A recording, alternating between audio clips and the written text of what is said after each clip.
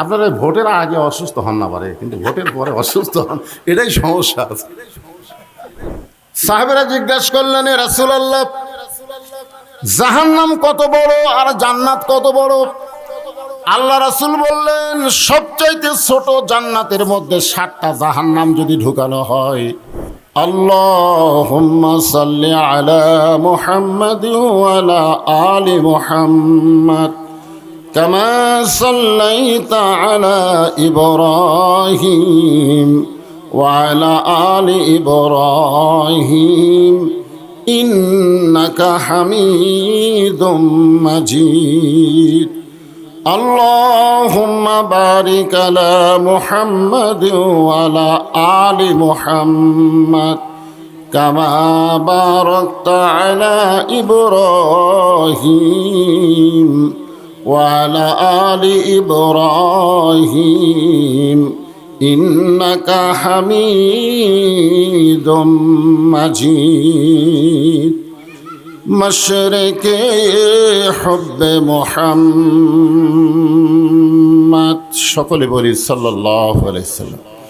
मतलाए दीवाने मा मतलाए खुर्शीद इश्कास सीनाए सो जाने मा बलागल उला बिकमालिही कशाफत दुजा बिजमालिही हसनत जमीओ खिसालिही सल्लो अलैहि व आलिही अल्लाहुम्मा आमीन। জান্নাতের বাগান থেকে জান্নাতি মানুষদেরকে নিয়ে আমি গুনাহগার তোমার রহমতের দরজায় দুখানা হাত তুলেছি আল্লাহ। হাসরের ময়দানে জাব্বার আর কাহার নামে রূপ নিয়া তুমি যখন বিচার শুরু করবে, তোমার সামনে দাঁড়ায়া সমস্ত নবীরা নাফসি নাফসি বলে কাঁদতে থাকবে। এমন কঠিন অবস্থা হাসরে হবে, সেদিন সমস্ত নবী তার উম্মতকে ভুলে যাবে, শুধু বলবে আল্লাহ আমার কি হবে, আমার কি হবে। একমাত্র দরদি নবী শাফাতের কান্ডারি ইয়া রাব্বি হাবলি উম্মতি বলে সেজদায় পড়ে যাবে। সেই কঠিন মুসিবতের সময় আজকের এই মাহফিলকে ওসিলা করে আমাদের সবাইকে রাসূলের উম্মতের কাতারে আল্লাহ কবুল করে নিও।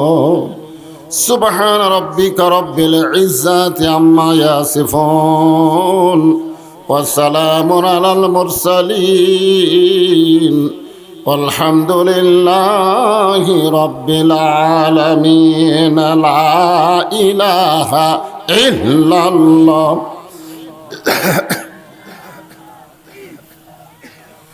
সবাই আল্লাহর জিকির করেন। আল্লাহর জিকির করতে কোনো শরম আছে?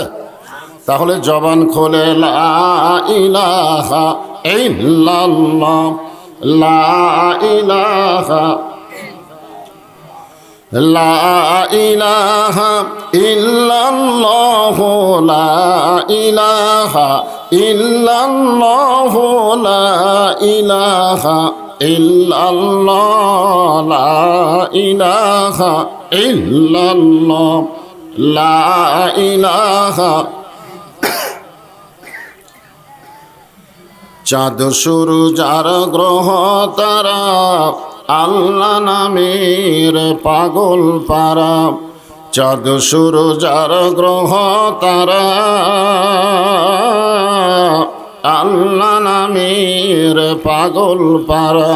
আমার আল্লাহ নামের এতই দয়া, আল্লাহ নামের এতই মায়া, লুকিয়ে রাখছেন হে আল্লাহ জোরে লা ইলাহা ইল্লাল্লাহ লা ইলাহা লা ইলাহা ইল্লাল্লাহ লা ইলাহা ইল্লাল্লাহ লা ইলাহা ইল্লাল্লাহ মুহাম্মাদুর রাসূলুল্লাহ। রাসূলের মহব্বতে জবান খুলে সকলে বলি সাল্লাল্লাহু আলাইহি ওয়াসাল্লাম। এই মুহূর্তে আমার সামনে যারা বসে আছেন, জিনাদেরকে আল্লাহ দয়া করে রহম করে আজকের এই জান্নাতের বাগানে কবুল করেছেন। আমি যখন বললাম কবুল করেছেন, তখন আপনাদের কিছু একটা বলা দরকার ছিল। আপনারা হয়তো মনে করতেছেন যে আপনারা এমনি এমনি আইছেন, আপনার নিজের ইচ্ছায় এখানে এসেছেন। আল্লাহ কোরআনে বলেছেন, মা আসাবাকা মিন হাসানাতিন ফামিনাল্লাহ। বান্দা বান্দির দ্বারা যখন কোনো ভালো কাজ হয়, এ কাজ বান্দা বান্দি করে না, বরং আল্লাহ করায়। আপনারা বলেন এই মাহফিলে বসাটা ভালো কাজ না খারাপ কাজ? তাহলে আল্লাহর কোরআন অনুযায়ী এই মাহফিলে আপনারা এসেছেন না আল্লাহ নিয়ে আইছেন? তো যে আল্লাহ আপনাদেরকে আজকের এই জান্নাতের বাগানে আসবার মতন, বসবার মতন তৌফিক দিলেন, আমি আমার অন্তরের অন্তঃস্থল থেকে আপনাদের সবাইকে শুভেচ্ছা জ্ঞাপন করছি।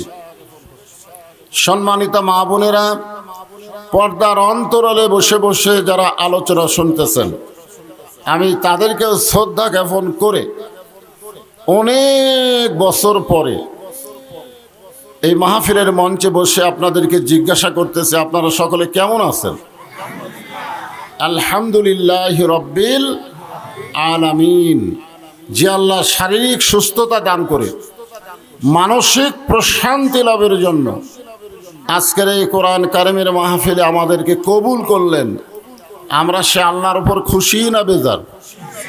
তাহলে জবান খুলে সমস্বরে সকলে বলবো, রব্বানা লাকাল হামদ হামদান কাসীরান তাইয়িবান মুবারাকান ফিহি। আমরা আল্লাহর প্রশংসা করলাম, কারণ ভাগ্য গুণে আমরা কিন্তু আল্লাহ পেয়েছি। এটা কিন্তু ভাগ্য। জোরে বলেন কি? আমরা কিন্তু ভগবানের দলেও জন্ম নিবার পারতাম না? আমরা কিন্তু ঈশ্বর গডের দলেও জন্ম নিবার পারতাম, কিন্তু আল্লাহ ওই সকল জায়গায় আমাদেরকে না পাঠাইয়া ভাগ্যগুণে মুসলমানের ঘরে কবুল করার কারণে আমরা পেয়েছি কি? আরো জোরে বলেন। আমরা যে আল্লাহ পেয়েছি, আমাদের আল্লাহ কেমন? ভালো। আল্লাহু লা ইলাহা ইল্লা হুয়াল হাইয়ুল কাইয়ুম। এমন একজন আল্লাহ আমরা পেয়েছি যিনি সদা সজীব, চিরঞ্জীব এবং লা তাখুযুহু সিনাতাও ওয়ালা নাওম। তিনি কোনো কিছু গ্রহণ করেন না, তিনি সদা জাগ্রত, ঘুম তো দূরের কথা, তন্দ্রা পর্যন্ত নাই। ভাগ্যগুণে আমরা এমন একটা আল্লাহ পেয়েছি মুসলমানের ঘরে জন্ম নেওয়ার কারণে। এখন আপনাদের কাছে আমার প্রশ্ন হলো, মুসলমানের ঘরে জন্ম নিয়ে কি আপনারা বেজার হচ্ছেন? আমরা সকলেই জানি সমস্ত ধর্ম, যত ধর্ম দুনিয়াতে আছে, ধর্মের মালিককে এই ছোট বাচ্চারা ভালো বোঝে। আপনার কথা কন না কেন?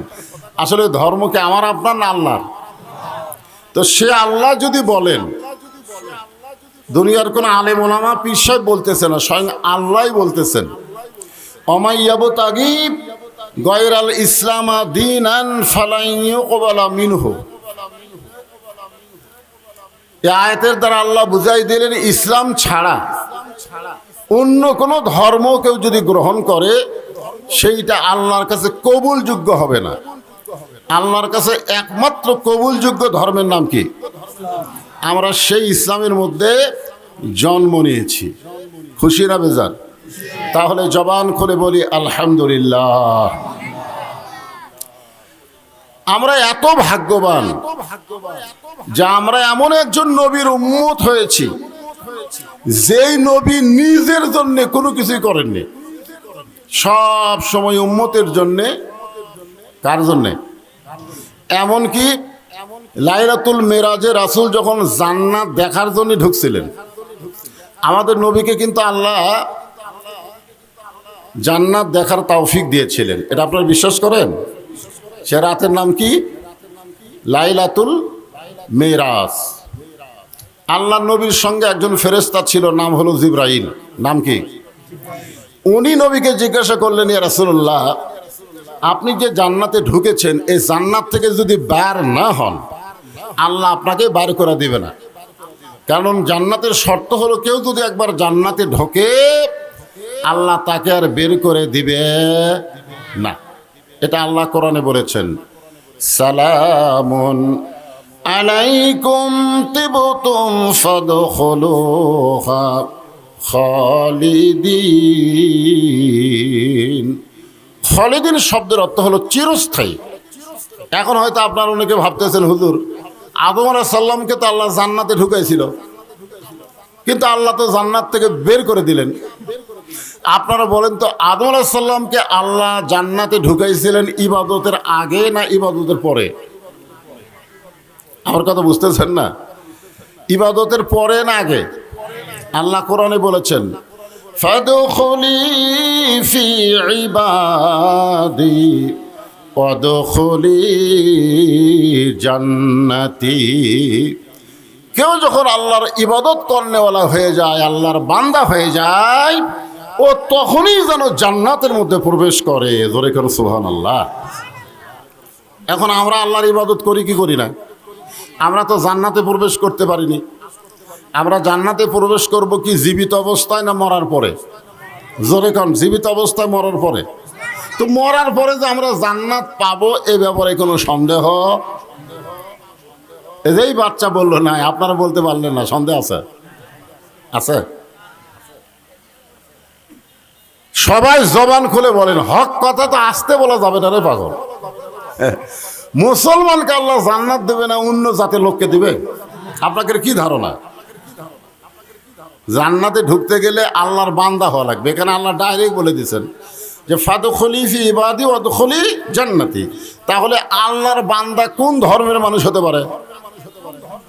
ইসলাম ধর্ম। জোরে বলেন, কোন ধর্ম? তাহলে আমরা মরার পরে যে জান্নাত পাবো এ ব্যাপারে কি সন্দেহ হচ্ছে? আমি যদি বলি আমরা সবাই কি জবান খুলে বলবেন জান্নাতি, যাই বলবেন না আল্লাহ তার ভাগ্যে যেন জান্নাত না দেয়। দেখে এবার কি করেন? আমরা সকলে কি? হ্যাঁ, এবার মোটামুটি বোঝা গেল যে জান্নাত যাওয়ার জন্য। মাশাআল্লাহ।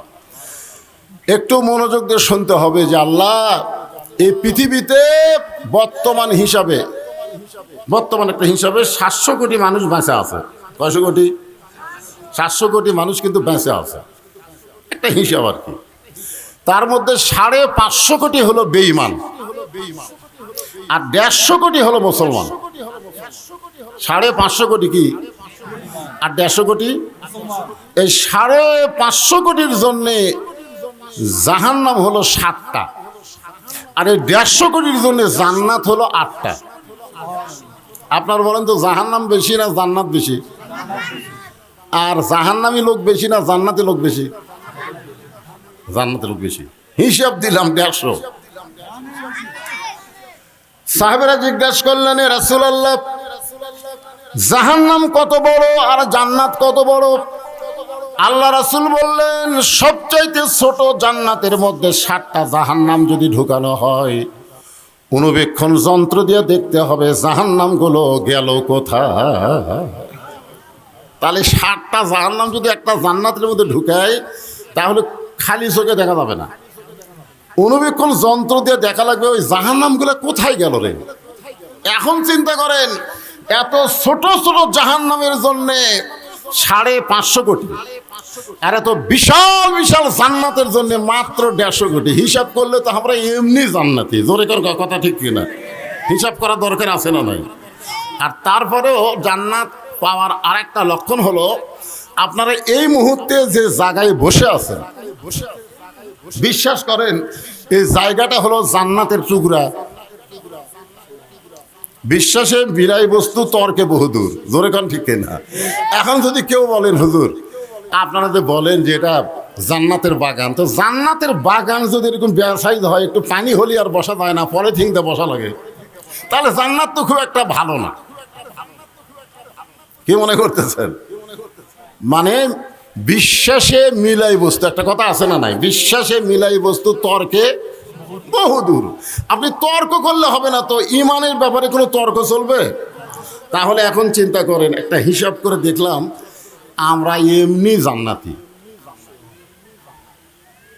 একজন খালি সুবহানাল্লাহ করলো, বাদ বাকি করলো না। মনে হচ্ছে হুজুর তো জান্নাত পাওয়া সহজ করে দিল। আমরা মুসলমান হয়েও যদি জান্নাত পাওয়া কঠিন মনে করি, তাহলে অন্য জাতের লোকেরা কি মনে করবে? আপনারা বলেন তো, বাবার সম্পত্তি পাওয়ার ব্যাপারে সন্তানের কোনো সন্দেহ আছে? আছে? যদি সন্তান গ্রামের মধ্যে বলে বেড়ায় বাবার সম্পত্তি পাই কি না পাই, পাই কি না পাই, তখন গ্রামের লোক বলবে তোর জন্মে ভেজাল আছে। জোরে কোন কথা ঠিক কিনা? তোর জন্মে ভেজাল না থাকলে বাবার সম্পত্তি পাওয়ার ব্যাপারে তো সন্দেহ হয় কেন? আজকে মুসলমান দাবি করার পরেও যদি বলে জান্নাত পাই কিনা পাই, পাই কিনা পাই, বুঝতে হবে তার ধর্মের মধ্যেও ভেজাল ঢুকছে। জোরে কোন কথা ঠিক কথা কর না কেন? আপনাদের মধ্যে কি ভেজাল আছে? তাহলে আমরা সবাই কি একের 60টা বলবেন জান্নাতে? যারা দাঁড়িয়ে আছেন আপনাদের ভাব কি? হ্যাঁ, কি ভিজা নাকি? ভিজা? আসলে বৃষ্টি হয়েছে তো সকালবেলায়, এখনো পর্যন্ত পুরোপুরি শুকনা হয়নি। একটু বসেন, কি করবেন?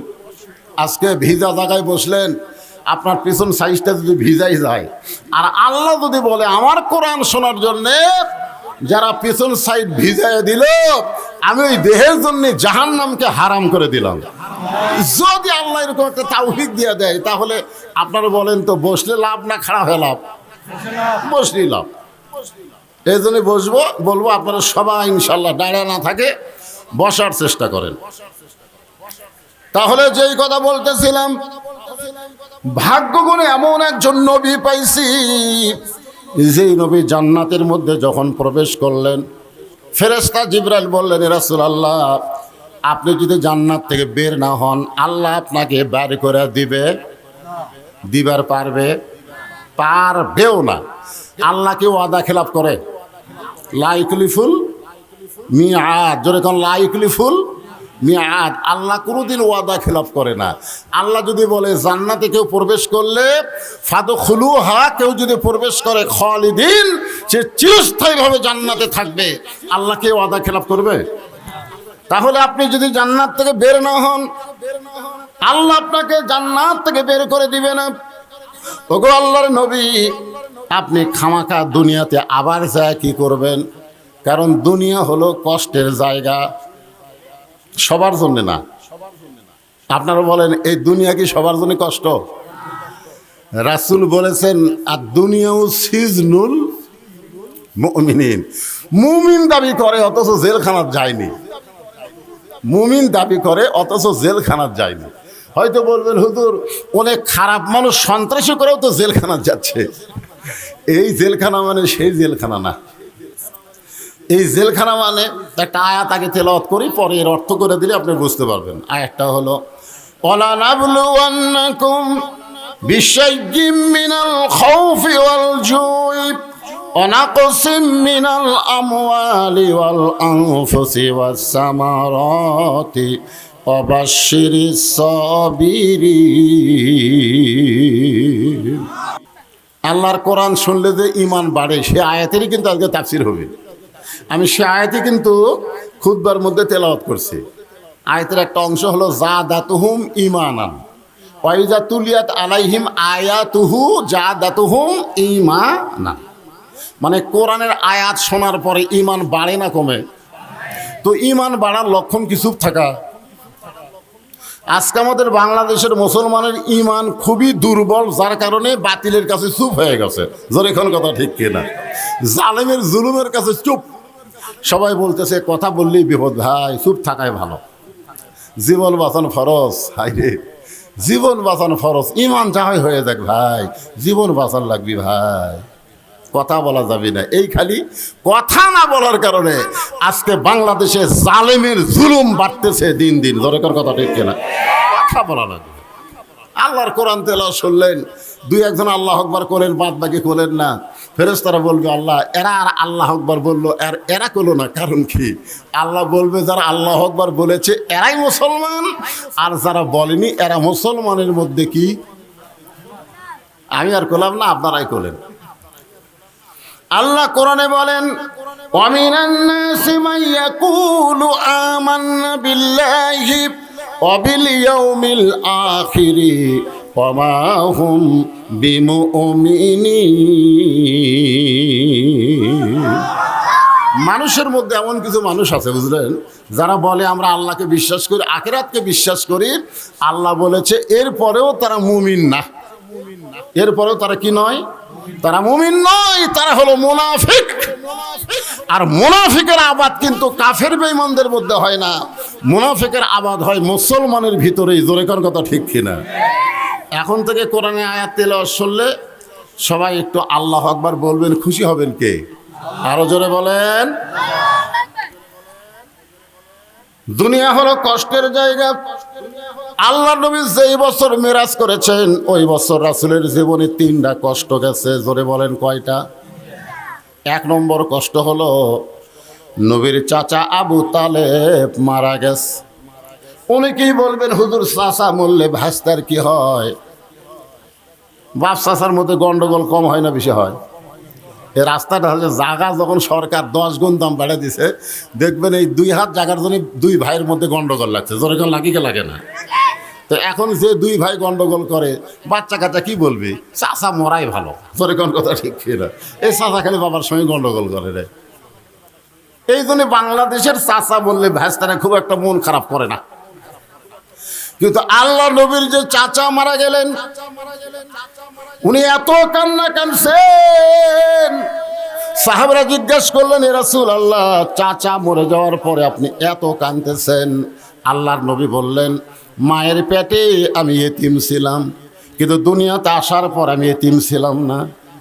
মায়ের পেটে থাকতে আমার বাবা মারা গেছে, কিন্তু দুনিয়াতে আসার পরে আমার চাচা আবু তালেব আমাকে এমনভাবে দরদ দিয়ে লালন পালন করেছে, আমার বাবা নেই এটা আমি বুঝতেই পারিনি। সেই চাচা মারা যাওয়ার কিছুদিন পরে আল্লাহ রাসূলের দরদের বিবি খাদিজা মারা গেলেন। আপনি বলেন কিসের বিবি? সবাই জবান খুলে বলেন, কি বিবি? দরদের বিবি। আমাকে যে বউগুলো আছে এগুলো কি দরদের না আদরের? হ্যাঁ, প্রথম কেউ যদি 2 বিয়ে করেন, এরকম যদি কেউ থাকেন যে 2 বিয়ে করছেন, তাহলে বুঝবেন প্রথম বউ কিন্তু দরদের বউ, আর পরের বউ হলো আদরের বউ। পরের বউকে যত আদর দেবেন ওই তত আপনাকে ভালোবাসবে। আর প্রথম বউকে আদর না করলেও তার এমন দরদ তৈরি হবে, সেই দরদের বিবির নাম হলো খাদিজাতুল কুবরা। তিনি মারা যাওয়ার কিছুদিন পরে আল্লাহর নবী তায়েফে গেলেন। তায়েফবাসীরা নবীকে এমন পাথর মারল, গোটা দেহ রক্তাক্ত হয়ে গেল। ওই বছরে আল্লাহ তাআলা নবীকে মেরাজ করালেন। তাহলে কয়টা কষ্ট গেল? 3টা কষ্টের পরে আল্লাহর কাছে যাওয়া কষ্ট না শান্তি? এখান থেকে প্রমাণ হলো যে মুসলমানেরা যত বেশি কষ্ট করবে আল্লাহ ওরা ফায়নালাকা জিকরাক, তাকে তত উন্নত মানের শান্তি দিয়ে দিবে। যখন সুবহানাল্লাহ। এটা আমাদের নবীর মাধ্যমে আল্লাহ আমাদেরকে দেখাইয়া দিয়েছে। কারণ আমাদের নবী আমাদের কি? আমাদের নবী আমাদের কি জানেন না? লাকাদ কানা লাকুম ফি রাসূলিল্লাহি উসওয়াতুন হাসানাহ। আল্লাহ বলেছেন সফলতা যদি অর্জন করতে চাও রাসূলকে তোমাদের আদর্শ হিসাবে গ্রহণ করে নাও। এ কথা কার? আল্লাহ। ফেরেশতা জিবরাইল বলেন, হুজুর আপনি যদি বার না হন আল্লাহ আপনাকে বার করে দিবে না। সঙ্গে সঙ্গে আল্লাহ নবী বললেন, জিবরাইল, আল্লাহ যদি আমাকে জান্নাতে থাকার জন্য ঢুকতে বলতো আমি জান্নাতে ঢুকতামই না। আল্লাহ শুধু দেখার জন্য জান্নাতে ঢুকতে বলেছেন। আমি আমার জন্য জান্নাত দেখতেছি না, আমি দেখতেছি আমার উম্মতের জন্য আল্লাহ কেমন জান্নাত বানাইছে। কথাটার মধ্যে গুরুত্ব কম না বেশি? যে আমি আমার জন্য জান্নাত দেখতেছি না, আমি দেখতেছি কার জন্যে? আল্লাহর জন্যে, উম্মতের জন্যে, মানে আমাকে জন্যে। আমি সেই দিন জান্নাতে থাকার জন্য ঢুকবো যেদিন আমার সমস্ত উম্মতকে আল্লাহ জান্নাত দিবে। আছেন আমার মুক্তার, আছেন আমার ব্যারিস্টার, সেই বিচারের হাইকোর্টেতে তিনি আমায় করবেন পার। আমি পাপী রাসূল জাবিন্দার। আল্লাহ যখন হাকিম হয়ে, সবাই মনোযোগ দিয়ে শুনবেন, আল্লাহ যখন হাকিম হয়ে আমাদেরকে আসামি বানায় বিচার শুরু করবেন, ওই সময় আমাদের নবী উকিল হবেন, ব্যারিস্টার হবেন। আল্লাহর কাছে আমাদের ব্যাপারে ওকালতি করে, ব্যারিস্টারি করে আমাদেরকে জান্নাতে পৌঁছায়া দিবে। তাহলে যে নবী আমাদের জন্য আল্লাহর কাছে ওকালতি করবেন, আমরা খুশি না বেজার? মানজাল্লাযী ইয়াশফা'উ ইনদাহু ইল্লা বিইজনিহি। ভাগ্য গুণে আল্লাহ আমাদেরকে সেই নবীর উম্মত হিসেবে কবুল করেছেন, খুশি না বেজার? তাহলে আমার সঙ্গে সবাই একটু বলবেন, নবী না হয়ে দুনিয়ার, না হয়ে ফেরেশতা আল্লাহর, হয়েছি উম্মত আপনার, তার তরে শুকুর। এই জায়গায় যে আমি বলি না, এটা আপনাকে মুখতে শোনার জন্যে। আপনারা করেন হাজারবার, এখন বলেন তো হাজারের খাওয়া আছে। এই গজল যখন লেখছে তখন হাজারের খুবই দাম আসলো। সেই সময়কার মানুষ হাজারের উপরে হয়তো হিসাবই জানতো না, এই জন্য হাজারবার কইছে। বর্তমানে হাজারের কোনো খাওয়া আছে? তাহলে আপনারা হাজারবার করেন, হাজারের উপরে কোনো হিসাব আপনারা জানেন না? কথা কয় না কেন? পিছন থেকে এখনকার লাখও বার, ওই আবার লাখের উপর জানে না। হ্যাঁ, কোটির উপর তল নাই, কোটি কোটি বলা যাবে, কিন্তু কোটির উপর আবার কি আছে? এখন মিলিয়ন বিলিয়ন টেলিয়ন এগুলো আমরা বাংলার মানুষ বুঝি না ভাই, আমরা কোটি বুঝি। তোর এখন কথা ঠিক কিনা? তার তরে শুকুর কোটিবার। এমন একজন নবীর উম্মত হওয়াতে আমরা খুশি না বেজার? তাহলে জবান খুলে আর একবার বলি আলহামদুলিল্লাহ। এখন আসেন, যে কোরআন থেকে আপনারা তাফসির শুনবেন, যে কোরআন থেকে আপনারা তাফসির শুনবেন, আপনারা বলেন তো এই কোরআনের মধ্যে কোনো সন্দেহ আছে? নির্ভেজাল একটা কিতাব, আল্লাহ আমাদেরকে হেদায়েত স্বরূপ দান করেছে। না, রিপ্লে নাই। এটা কি আল্লাহ আমাকে দেয়নি না অন্য কেউ দিছে? আল্লাহ আমাকে কেমন একটা কিতাব দিলেন, যে কিতাবের শুরুতে আল্লাহ বললেন জালিকাল কিতাবু লা রাইবা ফীহি হুদাল্লিল। দেখেন, এই জায়গাতেই হলো শিক্ষা। কারণ কোরআন শরীফের আলোচনা শোনা আর কোরআনকে মানা দুইটাকে এক। আমাদের বাংলাদেশে ওয়াজ কম হয়, ওয়াজের সিজন পার হয়ে, এটা কিন্তু ওয়াজের সিজন না। আরে ডালও না, কিসের ডাল? বৈশাখ মাস আমার কিসের ডাল? ও হয় ভোটের সিজন, সেটা না। এই সিজনে ওয়াজ করা আমার কয় হুজুর আগামীকাল যেখানে মাহফিল আছে আমার মান্দা, বলতেছে হুজুর দোয়া করুন বৃষ্টি যেন না হয়। আমি এবার বৃষ্টির জন্য সালাতুল ইস্তেসকা নামাজ পড়া হলো, সবসময় বৃষ্টির জন্য দোয়া করা হচ্ছে, আর তোমরা বলতেছো বৃষ্টি যেন না হয়। আমাদের মাহফিল হয়ে গেলে হোক হুজুর। তো এখন প্রত্যেক দিনই মাহফিল আছে, আর এইটা কিন্তু ওয়াজের সিজন না, এটা হলো আনসিজন। জোরে কোন কি সিজন? আনসিজন। একটু মনোযোগ দিয়ে শুনবেন, যেই কথা বোঝানোর জন্য বলতেছি। তারপরে এতগুলো মানুষ আমার সামনে বসে আপনারা শুনতে আইছেন। আল্লাহ বলেন শুধু শুনলে হবে না, সামিনা ওয়া তাআনা। কারণ শোনার দিক দিয়ে আবু জেহেল হলো 1 নম্বর। আপনারা তো বসে আছেন, বসার ব্যবস্থা করে দিছে। আর আল্লাহ নবী যখন কোরআন তেলাওয়াত করত, আবু জেহেলের বসার কোনো চান্স নাই। নবীর সামনে দাঁড়ায় থাকে যে ওয়াজ শুনবে, কোরআন শুনবে, সেই সাহসও নেই। নবী ঘরের মধ্যে পড়ে আর ওই অন্ধকারে আড়ে দাঁড়ায় দাঁড়ায় ওয়াজ কোরআন শরীফ শোনে সারা রাত। কতটুকু? সারা রাত। সকালবেলা মিটিংয়ে গিয়ে আবু জেহেল বলতেছে, এত সুন্দর কোরআনের বাণী, রাতটা কোন দিক দিয়ে গেল আমি বুঝবারই পারিনি। সুবহানাল্লাহ কন্যা কেন? আবু জেহেলকে কোরআনের বিপক্ষে কছে না পক্ষে কছে? তো সুবহানাল্লাহ কন্যা কেন? ভালো কথাই তো বলছে যে এত সুন্দর কোরআনের বাণী, আমার রাতটা খাড়া হয়ে শুনতে শুনতে কোন দিক দিয়ে গেল আমি বুঝবারই পারিনি। এখন চিন্তা করেন, আবু জেহেলের কাছে একজন উকিল ছিল, তেলতেলা নেতা। ধরে কন কি নেতা? তেলতেলা। ওই তেলতেলার নাম হলো আবু সুফিয়ান। ও বলে, নেতা, যে কোরআন শুনতে রাত কোন দিক দিয়ে গেল বোঝা যায় না, সেই কোরআন গ্রহণ করলে অসুবিধা কি? শুনতেই যদি এত মজা লাগে, সেটা ধরলে অসুবিধা কি? একটা হলো শোনা, একটা হলো ধরা। আপনারা বলেন, আমাদের যে যুবকগুলো শুনতেছে, এদেরকে যদি এখন বলা হয় এই কোরআন শরীফটা একটু ধরো তো বাবা, ধরে ধরবে? ওরা চিন্তা করবে আমার যে শরীরের অবস্থা ভাই, এখন এটা ধরার কোনো উপায় নাই। হ্যাঁ, কোরআন শরীফ ধরবার গেলে প্রথম শর্ত হলো লা ইয়ামাসসুহু ইল্লাল মুতাহহারুন। ততক্ষণ পর্যন্ত তুমি ধরা তো দূরে কথা, কোরআন স্পর্শই করতে পারবে না যতক্ষণ তুমি পবিত্র না হবা। তাহলে কোরআন ধরতে গেলে যদি পবিত্র হওয়া লাগে, সেই কোরআন কেউ যদি গ্রহণ করে, সেই মানুষটা কত ভালো মানুষ হবে। আজকে তাফসীরুল কোরআন মাহফিলে আমাদের জানার অধিকার আছে না নাই? আমি সেই কথাগুলোই তো আপনাকে একে একে বলবো ইনশাআল্লাহ। ইতিমধ্যে একজন নেতা এসে গেছে, আর নেতা আসবি না? না, এমপি সাহেব আসবি না? আপনি শেষ?